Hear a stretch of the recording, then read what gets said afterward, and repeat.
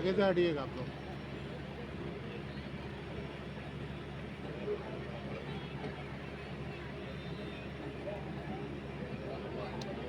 भाई थोड़ा साइड। सब जगह देखा है।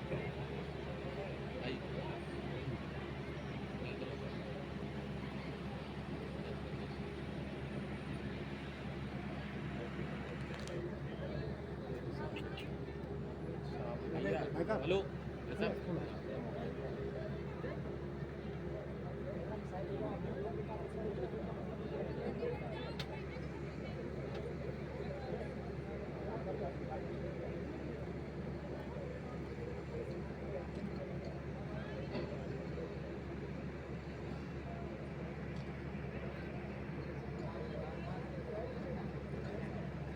मित्रों,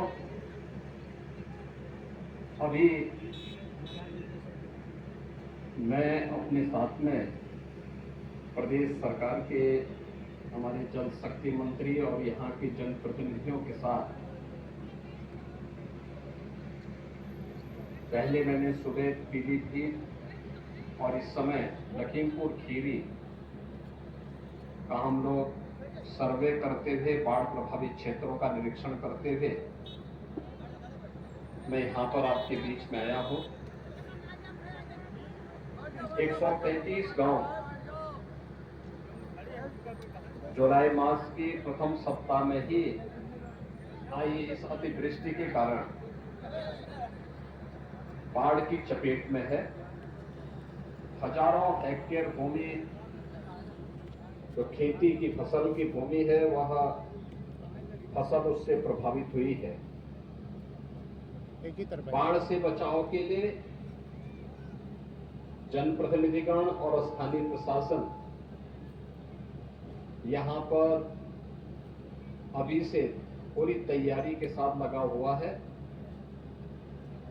आपने शारदा बैराज के पास और अन्य क्षेत्रों में भी देखा होगा कि समय पर बाढ़ बचाव के उपाय करने के कारण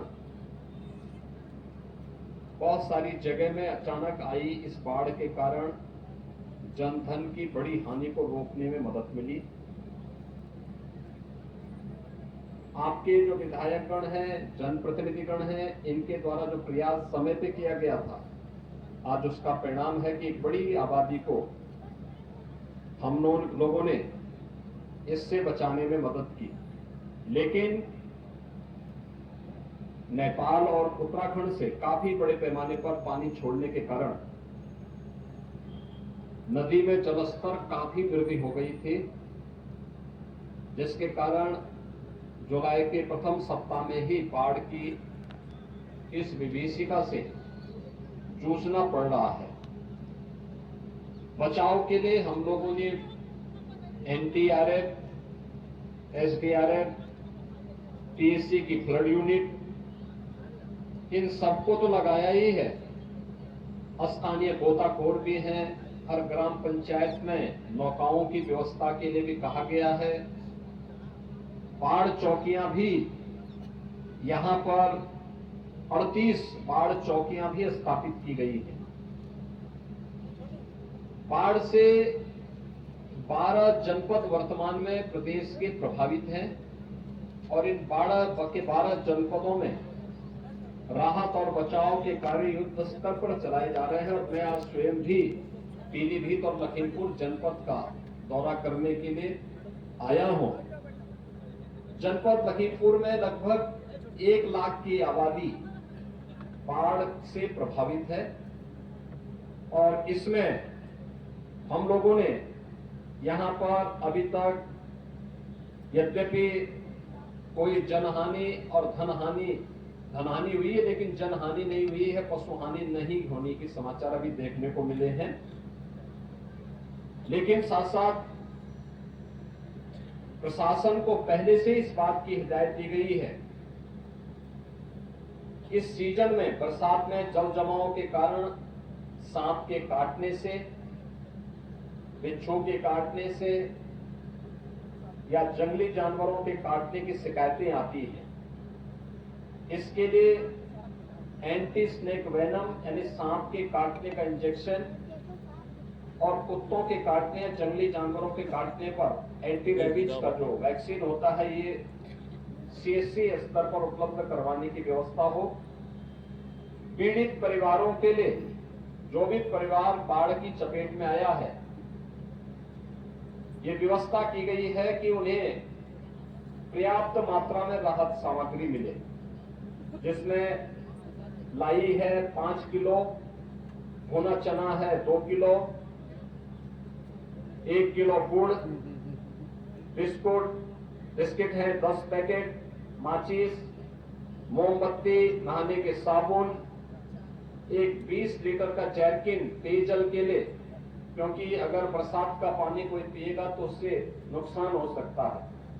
स्वच्छ पानी उसको मिल सके, इसके लिए क्लोरीन की गोलियां डालने की व्यवस्था, अन्य प्रकार के उपाय भी किए जा रहे हैं। तिरपाल के साथ साथ 10 किलो आटा, 10 किलो चावल, 2 किलो अरहर की दाल, 10 किलो आलू, हल्दी, मिर्च मसाला, 1 लीटर सरसों का तेल और नमक के साथ साथ जहां घरों के अंदर पानी घुस गया वहां लंच पैकेट उपलब्ध करवाने के भी निर्देश दिए गए हैं।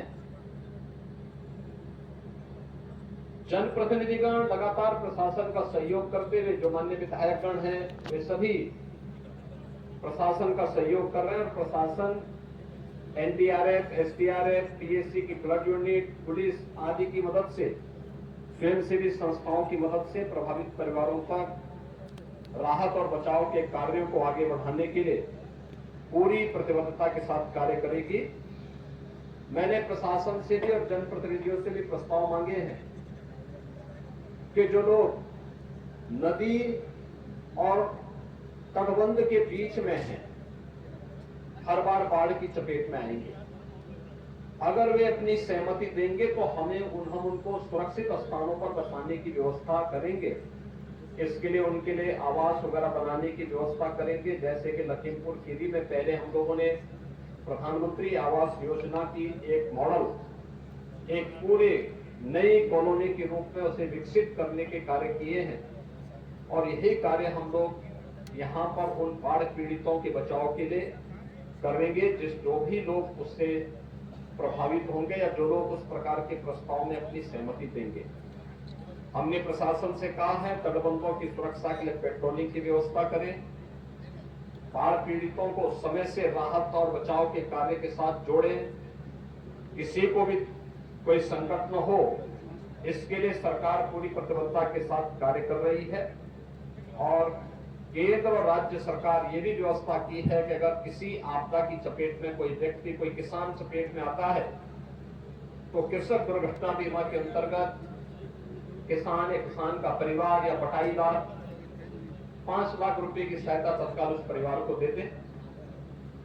जन हानि पर भी उन्हें तत्काल राहत, आपदा राहत कोष से पैसा दे दें और ये भी व्यवस्था कर दें कि अगर कहीं कोई पशु हानि होती है तो पशु हानि पर भी उसे तत्काल राहत, जो आपदा राहत कोष में सहायता, वो सहायता तत्काल उसे प्राप्त हो जाए, यह तो सुनिश्चित करना ही है।